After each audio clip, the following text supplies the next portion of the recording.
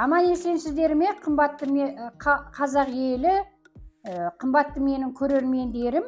Бүгін міне кешкі асқа осындай тауық етінен жасалған картошка қосылған кешкі ас дайындайтын боламын. Мен бұны бүгін духовкаға пісіремін. Алдыменен міне тұздаймын татығанынша.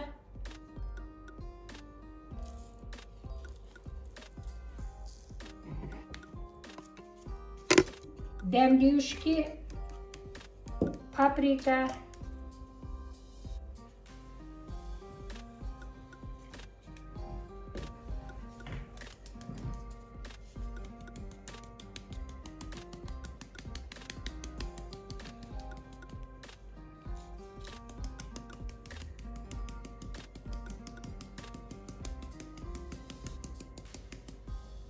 соя соусын қосамын. Бұларды мен етті духовкам қызғанша кішкене маринадтап қоямын.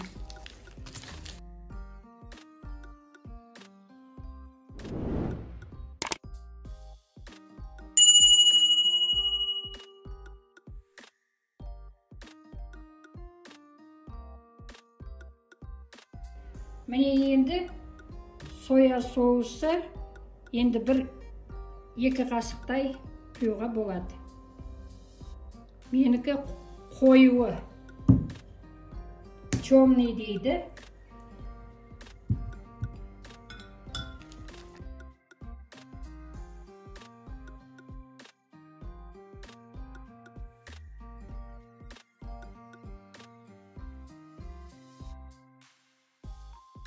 Міне қымбатты көрермендер, 15 минуттай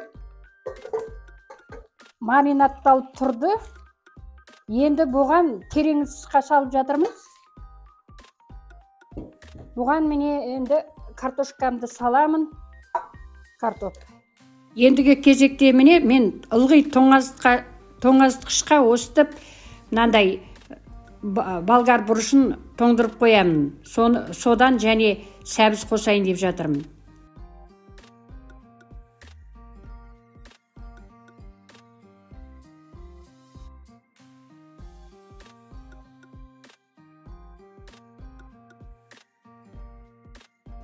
Енді міне пияз қосамыз. Тұз себеміз. Қалауыңызша дәмдеуіштер қосасыздар.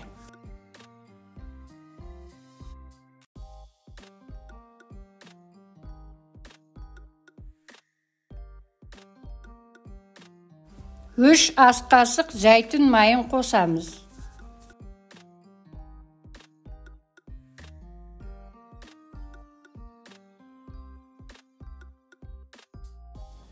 Фольганы төсеп дайындап қойған ыдысымызға саламыз.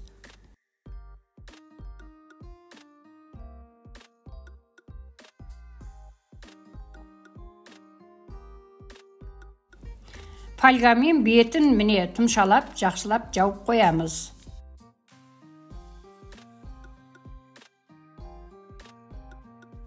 Қызып тұрған духовкаға 220 градусқа 1 сағатқа қойып қоямыз.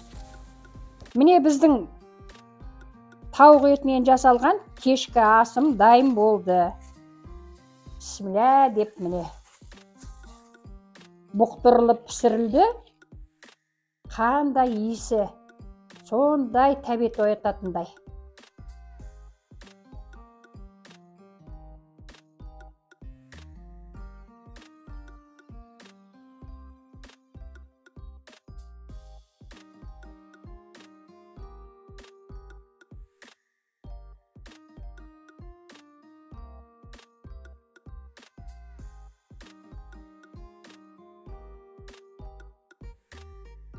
Міне сондай сорпа міне сіздерге көрсетіп қояйын. Өз сорпасы өзінде. Міне етін өте осылай, өте қатты майдаламай міне буындарынан бөліп тауықтың етін. Солай қысаңыздар өте жеуге ыңғайлы және әдемі болады. Міне көк пиязбен кинза деп қояды ғой. Кинза шөбін қосып жатырмын.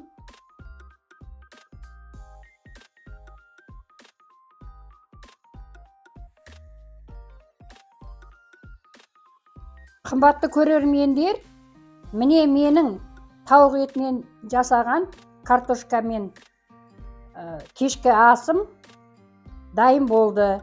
Егер де осы тағам ұнаса, сіздер де осылай пісіріп, мені қолдап, өздеріңіздің пікірлеріңізді, ойларыңызды айтсаңыздар, сонда маған жақсы әсер етер еді.